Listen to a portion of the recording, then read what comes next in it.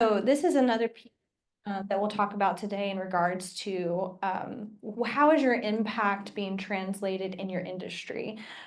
Because every industry is different contextually on what sustainability means. Is it environmental? Is it social? Is it workers, like wages and things like that? So there's so many definitions on what you're advocating for as a leader in the industry. In the building industry, it's a lot about different practices with their suppliers and so on and so on. So essentially advocacy is a lot around like what translates in your industry. So what is this guide? The guide serves as a North Star. So what we're going to talk about today is creating this guide for your sustainability messaging. And this North Star, the purpose of it is to help you be accountable for your actions by clarifying your sustainability initiatives. So I'm sure you're all familiar with an impact report or a sustainability report where you see a B Corp company has a certain list of certifications that they go through and detailed out. What we found is it's really challenging to communicate something so technical to your general audiences. So we're going to talk about today of like, how do you communicate something so technical to general audiences while keeping it real and not greenwashing? So that's what we're going to talk about, how to do that.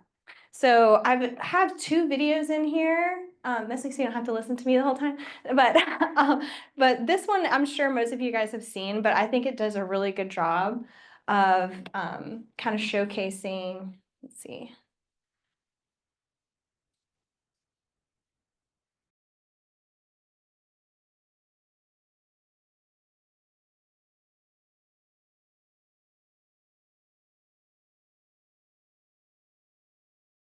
So I wanted to show those videos because I think it's pretty hard to see visually what we're talking about until you kind of see an example.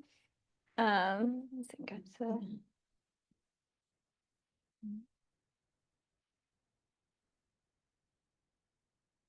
The computer stuff. no, it's okay.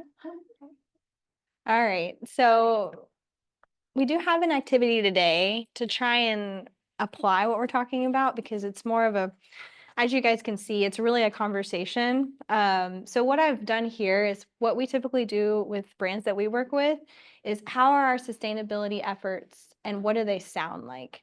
So what are we and what are we not? So you guys have notebooks with you right now. So if you want to just write on the notebook, what are we? And then a little line between and what we are not. And in those lists, you'll put essentially, what are we? So when you think about, like, if you're in a manufacturing industry and you're thinking about your sustainability practices as a manufacturer, what are the words that come to mind? So for me, when I think about social responsibility, I do think about empathy. I think about sincerity. I think about humility. So these are characteristics that define your brand, but they're also, for this purpose, they're words that describe what those sustainability initiatives are to you. So I think when you think about what we are not, a lot of companies we talk to list in this column, um, you know, technical, jargon, um, uncomfortable, uh, shame. I think that you could get pretty harsh when you're talking about transparency and impact and sustainability. So a lot of companies that we work with, we talk about this column. It's a lot around tone and like how you don't want to make people feel. Because it's so technical, those are typically the kind of the words that we put. And then what are we? Think about it as a conflicting column with that of like, instead of, um, you know, entitled, we want to come across as approachable, because these are areas where they have a lot of education gaps around them, especially on the consumer side. So they need to feel like you're together on it, like you're unified on why you're investing in these sustainability. Does anyone want to share anything from their list of what they are? Yeah.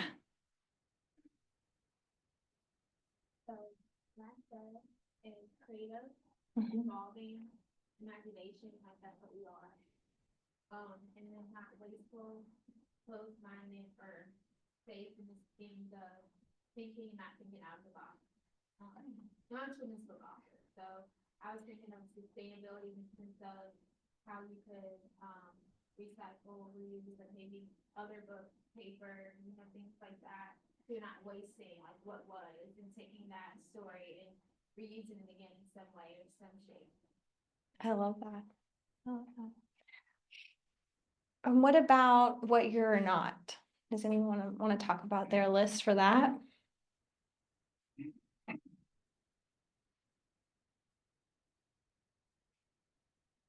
No worries. I think the big purpose of this is it condenses the direction when you're making a brand language guide for something, because ultimately you want this guide to be a source of truth for everyone on your team, and not just the immediate people you're working with, but multiple departments. So like if you live in a bigger team and you're working in big teams, the purpose of a messaging guide like this is so that people can read it and see, like, we are not this, we are that. And it's very clear to others that you can share knowledge very easily. So just something to think about when you're coming up with your lists. These are some terms, just in my experience, that I would just put on a don't use list. Some of these are almost impossible to reach, and so the amount of disclaimers and legal involved is very challenging and can just get you in hot water, to be frank. Net zero is one of those words. It's pretty hard to be net zero. So I would work with your legal team on finding other words that are representative of your goal there. Also, when using words like net zero, thinking about it from a goal perspective, because you have to kind of collaborate with legal and compliance when you're dealing with sustainability language, or you should rather, especially in advertising and marketing. And then as a consumer or any end user receiving that information, they're going to hold you to these claims. So making these claims can be, something that you could get in hot water for. So in order to navigate that, we always recommend kind of speaking like Apple did, where they were like, in 2025 or in 6 years, here's our goal, and here are the details on the work that we're doing to get to that goal. That's really how you work with words like net zero, as well as carbon neutral. Carbon neutral is also extremely hard. And both of those are very, very expensive, just in regards to the supply chain and the practices involved to get there. So I think if the mission is to speak to that goal from a marketing lens, and also keeping it compliant, is to speak in terms of like, these are our goals versus these are our claims. And then other language to avoid, these have been deemed greenwashing terms, eco-friendly and green. Really just recommend them take them off the verbiage plate. Don't use them anymore. I don't have anything else to say other than these are just marketing terms that don't mean anything. A lot of I also have a lot of experience in the organic world. They have a similar struggle with organic and fair trade. It's similar to that world, but eco-friendly and green are just considered greenwashing terms, and we no longer use them. So going into how to communicate. So we've talked about why, we've talked about what, and then like the steps involved in creating a brand strategy. In regards to taking that brand language guide, once you've established who you are and who you are not, and then the list of terms that one slide I think that got skipped. Let me go back to, yeah, let's do this one really quick before we go there.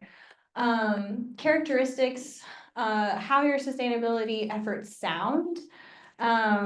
So this is a practice that we do with a lot of our brands, where they choose words of who they are. And a lot of times you'll hear, we are authentic, we are approachable. So these are called word bubbles, where you're categorizing groups of words that relate back to your value. And a lot of you guys have probably done work like this for your company values. It's essentially doing that again for your sustainability initiatives. So I just wanted to go back to that, because I think that that's a big step in the brand language development.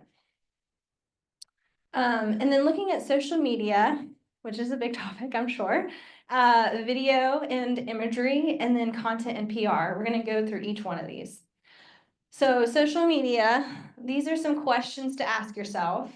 Have we communicated time to social listening in the sustainability or builder space? That's one of our big areas that we work in, but the industry that you work in. So these questions are really important in that the big piece that readers or viewers or people that you're talking to are caring about is this real? So to make it feel more real, you need context. And in order to have context and knowledge of what you're talking about authentically, you have to do social listening. And what that is essentially following all the accounts that you feel are leading in the sustainability world, and following those that are leading in the sustainability initiatives in your industry. And then social listening is essentially commenting on those posts of those other accounts on social media. So going on Instagram, going on Facebook, and essentially building community, because people trust people they know. So if you're going to, proclaim that you're doing all these things from a sustainability lens, it's important that you're integrated in the communities that are leading. It's essentially credibility. And they're going to come on your social media and read your social media, and you want them to know who you are because you're visibly trying to learn from them, because everyone just wants to learn from each other, and that's what makes it real. Do we have a clear call to action for followers, like commenting or sharing? One thing that we see a lot with sustainability content, and a lot of it comes from like uncertainty of if they're saying it the right way. They don't make it accessible to share or comment. It's just kind of like a PDF or a white paper, it's gated. So it's really important, if you want people to know that this is a part of who your brand is and what you're serious about it, it needs to be able to be shared and commented and like very, very easy to like from a user experience. So we have at least one video post a year. Video is still huge, it's not going anywhere. Images are great, but I would recommend having at least one video post a month. Otherwise, people will just not see your content. Are we sharing user-generated content at least 2 to 3 times daily? I know that sounds obsessive, but it is pretty easy now to go on a story and just reshare it. But that's essentially kind of what the leaders are doing. I mean, they have sustainability teams, that's all they do. But I think any user-generated content that can be reshared. Have you confirmed the logo? So one thing that we see a lot is videos and images are just on their own with no logo on them, and so there's no way to credit your brand. So like if you're doing, for instance, an impact report, we don't see a lot of infographics anymore because people just aren't reading them, and people are spending tons and tons of time on them. So a lot of people send out their impact reports via email, or they put it on a page, which I'll show a long form example. But a lot of times they'll share it, but there's no logo within the creative, so they have no idea where it came from. So it's more of accreditation, and designers hate it. So you just have to kind of find a way to collaborate so that it feels authentic and still attractive. Are we detail-oriented in describing our sustainability initiatives in the post? Have we avoided being vague? Are we transparent about the complexities of the initiatives? So this is a big complaint, I think, as far as like people that see content about sustainability. It's like, we planted trees. That's like the whole post, like, okay, why did you plant the trees? What was the point? Like, why do you care about it?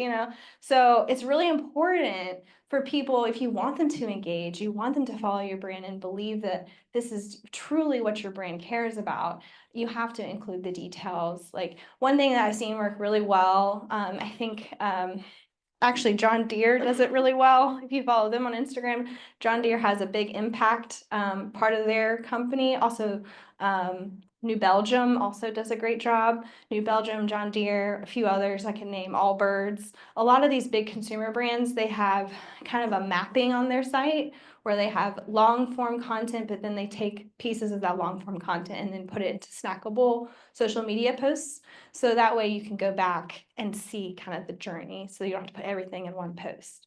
But doing bullet points with emojis, things like that, just getting creative to make more like snackable content, but keep it really detailed.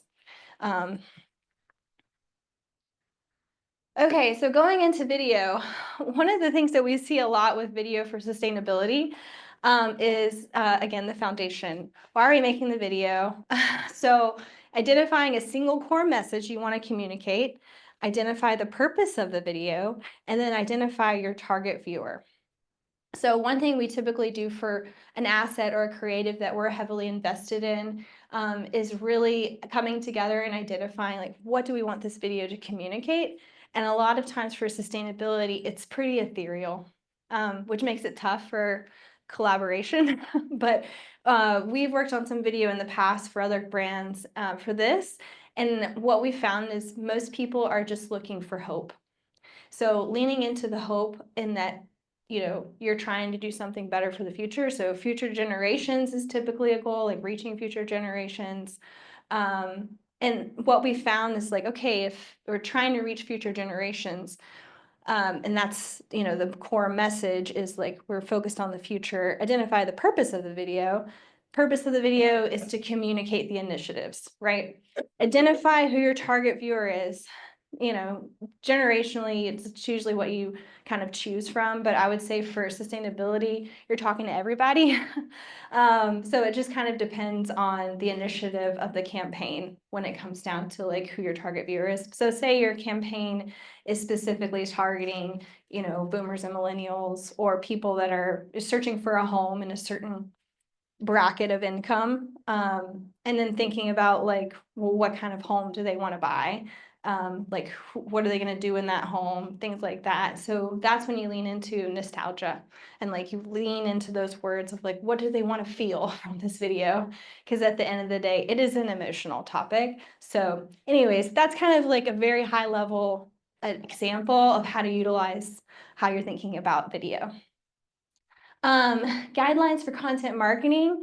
So this is more long form content, making sure to discuss how your sustainability initiatives are answering some of the big questions your audience have. So if you have a service, an offering, or a product, for us, if we're doing like a direct to consumer website, we're looking at a lot of like, what are the qualifying terms that people are looking for? Like on Google, are they looking for non-toxic products?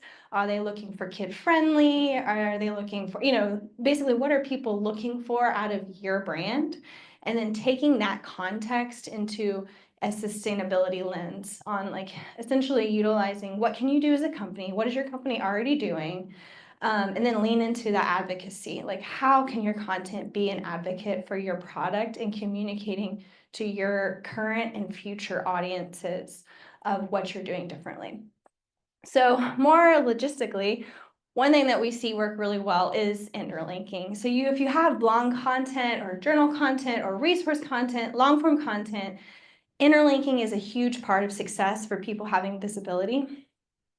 You probably can tell I have an SEO background. I'm trying to stay away from the jargon, but that's mostly what I do is SEO. That's my main job. And so interlinking is a part of my wheelhouse, but I would say like interlinking just needs to be super thought out because when someone comes to long form content, they're looking for answers. And so if they leave the page, it's got to be for a really good reason. So think through how can you keep them on the site, like instead of interlinking them out to a PR, which is great, think about other pages on the site that would help them, you know, engage with you outside of reading the article. So this is an example. Let's see if I can figure out how to click on. Yeah, there we go.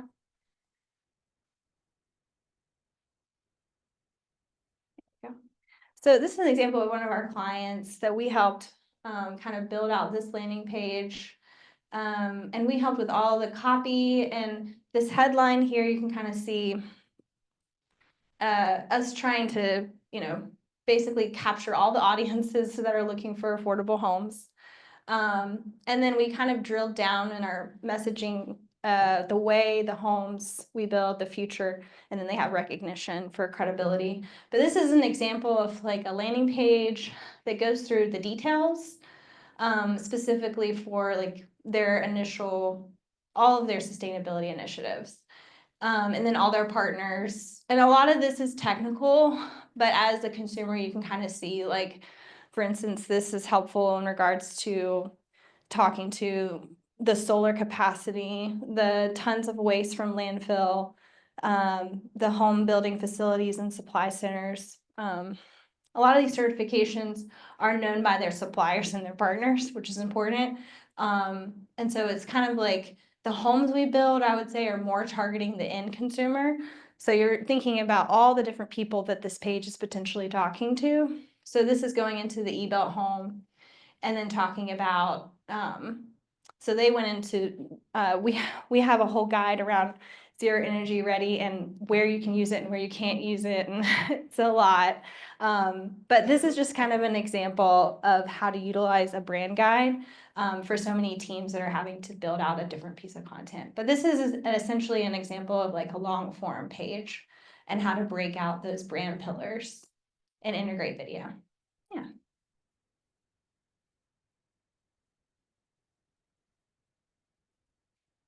Go.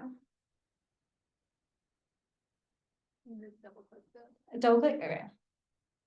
Oh, wrong click. There we go. Okay, so going into best practices for PR. So considering what's most important to future generations. So again, going back to emotion and story, highlighting major announcements and products. So thinking about like how do these announcements impact the end buyer, but also the partners, leaning into the journey and challenges. One thing that people seem to really connect with storytelling, with sustainability, is how hard it was, and like what steps were needed to take to get to that sustainability initiative completed.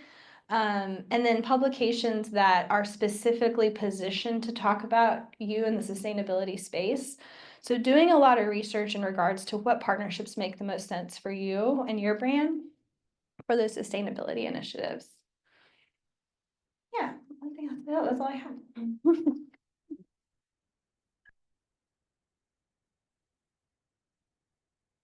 Okay, do you guys have any questions? I know I went through it kind of quickly.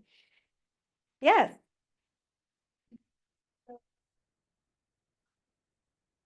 Don't just plant trees, and I agree with that, because, you know, did you do research on where you planted the trees, or is it an invasive species, those kind of things? So, how do you convey that on a website, because that's so much, you know, you have to kind of concise, like, this is what's important, please note this, and then is it something you click on, is it a pop-up, or like, here's the details, if you actually, you know, care that we're doing a good job. Yeah, that's a great question. One way we've done it is like just take them a part of your journey. Like, what questions were you asking yourself when you decided you want to plant trees? And have it in the long form. Like if you're gonna write, typically it's a blog of like an announcement. We're sharing this because we're proud of it, and here's why. And then linking, yeah, to more granular pieces. So like if there was a press about it, or if someone wrote a longer article about it, but it doesn't need to be long form content. I think it just needs to be clear, like the brand's journey around it. So like maybe at the intro, be like, here's some questions that we asked ourselves at the beginning of last year that we see challenges in our industry. And we are, you know, aware of our impact on the planet because of that. And this is why we decided to plant trees. And here's where, and here's why. And I think that's perfect. But I think a lot of times that we overcomplicate it, so we don't do it at all. I think that's probably what's mostly happening.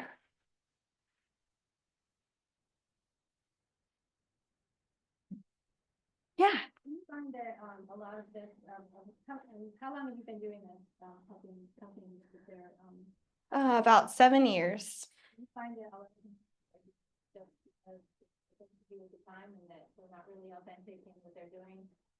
Or do they really see the changes like they said on the Apple, is that, they actually are doing like concrete things?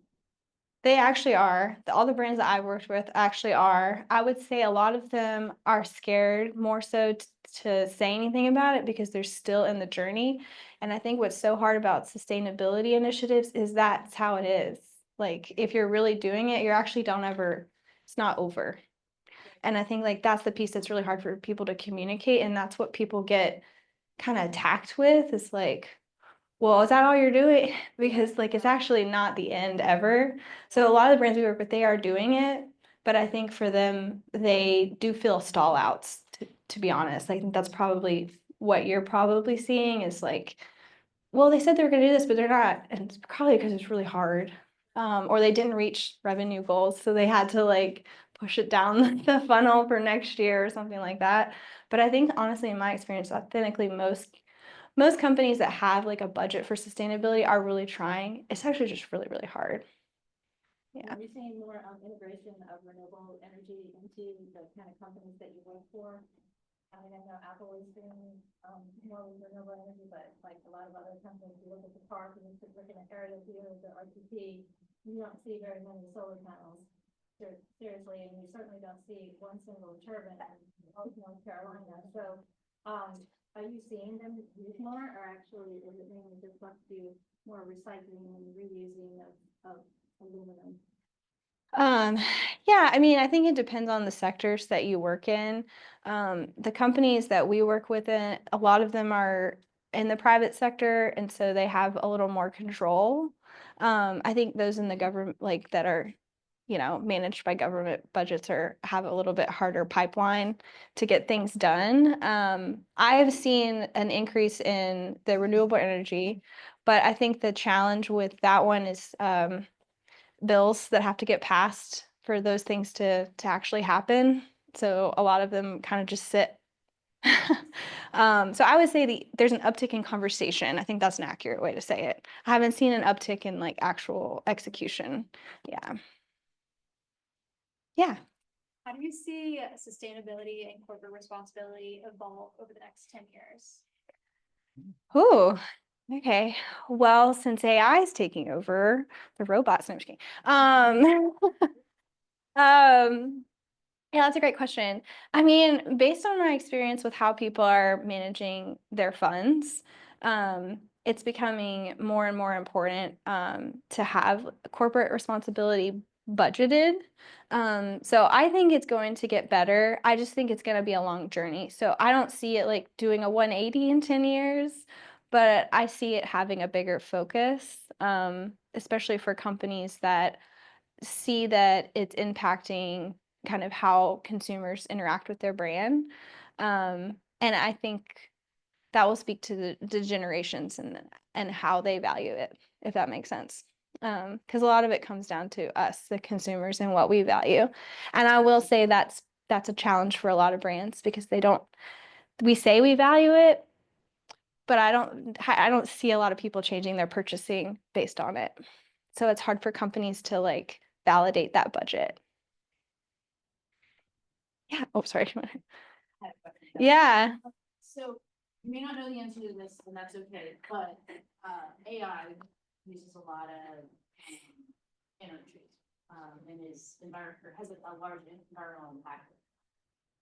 Have you seen any word or the shaping of that, or do you know anything about that communication and how companies are using or thinking about that in terms of their, like, what they do? Some of them, the product is AI or is reliant on it.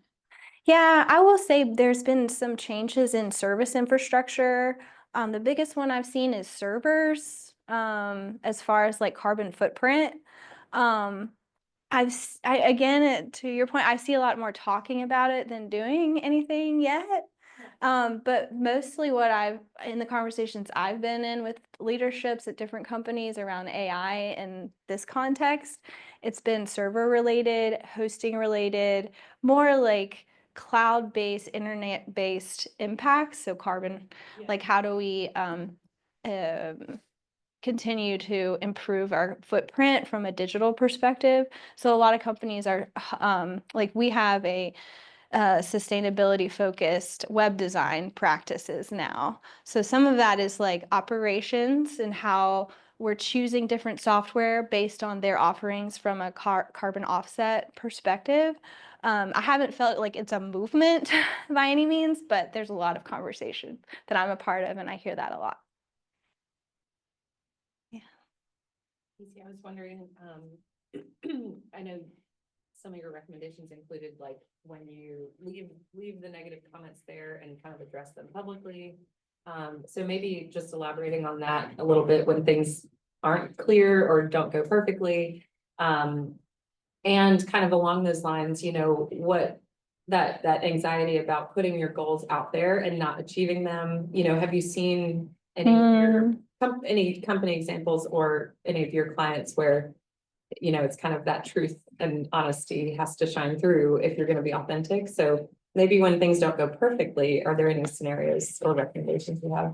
Yeah, social media is hard because you know, it's a full open forum, right? So people can say whatever they want. I think that what I've seen the best responses to that is going back to the details. Like you typically don't find yourself in those positions if you have details to reference back.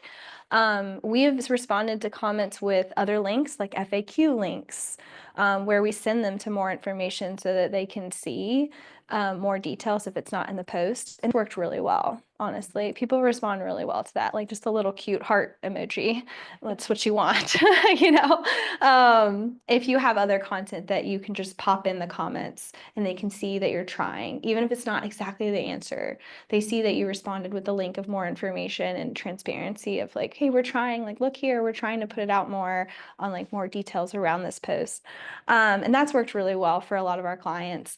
FAQs are a big help. And then as far as like someone publishing something, and then it, you know, not being totally accurate or something like that, you just have to own up to it. And I've seen it. I haven't been a part of well, I did have one client that went through something similar like that, and then they just had to rebuild that relationship with that particular person outside of the internet. And that was the only way to fix it. So I feel like that's probably the best response, is to take it offline and have that conversation directly with that person or organization or entity that has those feelings about your brand. And then publicly put that response out after it's been handled offline. I've seen that done, and it was hard, but it worked. Everything's fine now. So, yeah. Any other questions?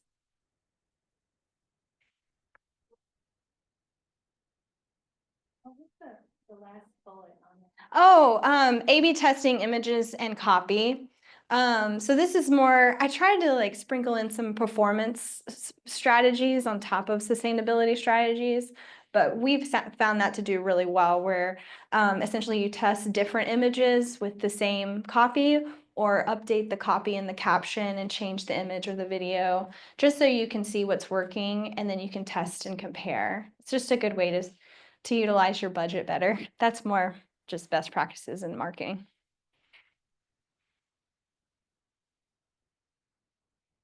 Okay.